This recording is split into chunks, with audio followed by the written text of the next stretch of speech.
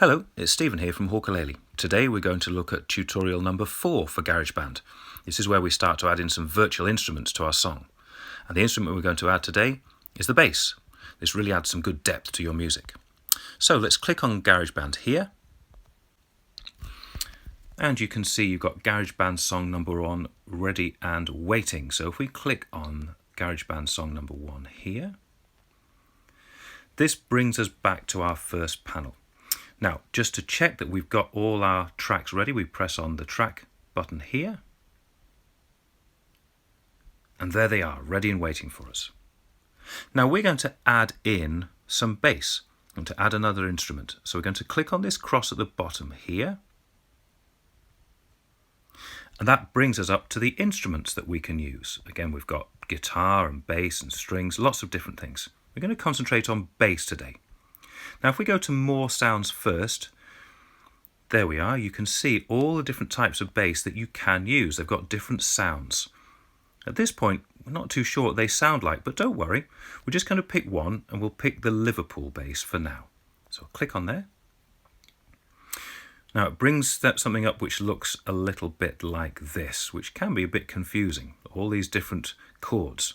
If you click on this symbol here, now this brings up your virtual bass guitar neck. You can see all the different strings and positions. It looks a bit like a Liverpool bass as well. Again, you might not be too sure if this is the right sound that you want. So what we're going to do, we're going to look at how to change this sound and how to actually sample them, see how they all sound. So I'm going to click on this settings wheel here and click on track controls. So I'm going to click up here on Liverpool. That takes me to my options. I can try Exoplanet. Yeah, that sounds exciting. Not really the sound I'm going for. You just press on these to try them. Let's change that. Let's go to Light Cycle. Again, just press on them. Yeah, not quite what I'm looking for, so I'll press on Light Cycle again to change. Let's try the Liverpool. Oh, that's getting closer to what I want it to sound like. That's not bad. But I'll change again. Go to Muted. Yeah, that's a little bit too muted, I think, for what I'm looking for. Let's change. Let's go to the P bass. Yeah, so you just press on these strings just to try them out. That's all you're doing. Let's try the picked. Now on the picked one, let's try. You can actually bend these strings as well. There you are. You can bend the strings when you're playing. You just touch and pull them, drag them. If I'm feeling really brave, I'll go for a double bass. No frets on this one. You have to know what you're doing. You can slide them up or down and you can bend them again. There we go. But I think I'll go to upright and I'll just change that to the P bass. That sounded pretty good. So I'm really happy with the P bass. This is the one I'm going to use. All I'm going to do now is go back to track controls here. And it gives me my scale again. Now, when you're looking at the scale, you need to understand what the notes mean. So here's a little chart to help you out. And you can see where all the different notes actually are.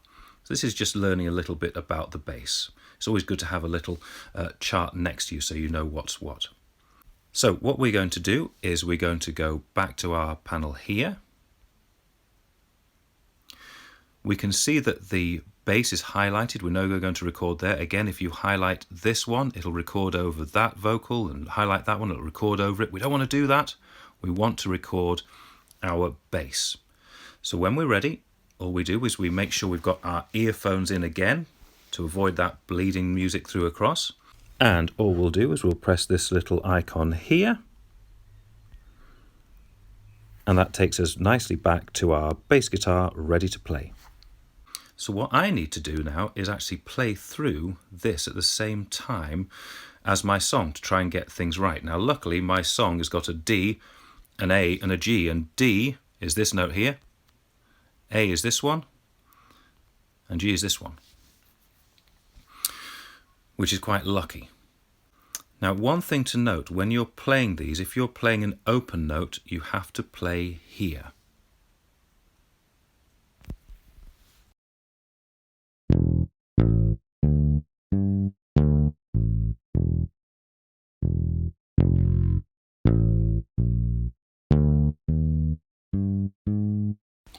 So let's press record and play through.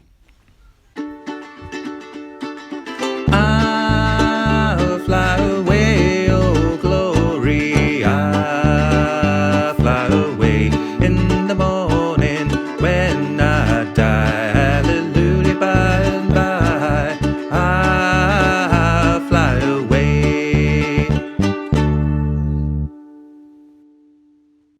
So let's see if that's recorded. We'll press here. And we can see there's our P bass, nice and green. It's just dropped in nicely for us. So what we'll do, we'll just have a listen through to that. So we'll press play. I'll fly away, oh glory, I'll fly. Yeah, that's coming through okay. I'll drag this across again, bring us across to look at this different panel here. We can isolate the P bass. And we can play that through nicely. Yes, there it is. Now I can add in two other bits at the top. Okay, so I'm pretty happy with how the bass sounded there. All I need to do now is just mix them a little bit. It's up to you how you mix these. We'll bring these vocals back in a little bit as well. And all we can do is just play around with those until we've got the right sort of sound. So I'm going to do that now and then finish off in just a second or so. Alright, so now I'm getting a bit closer to where I want to be. All I need to do now is make sure that I save my project. So remember, we go to this little triangle here, press on My Songs. There we go, it said saving. We'll just double check, click on it again, watch for where it says saving, there, and we're saved. Alright, so that's how to add a virtual instrument, the bass, to your music. Next time we'll look at different virtual music that you can add as well, different instruments like strings and keyboards. I hope you found that useful. Happy playing, and I'll see you again next time. Take care. Bye for now.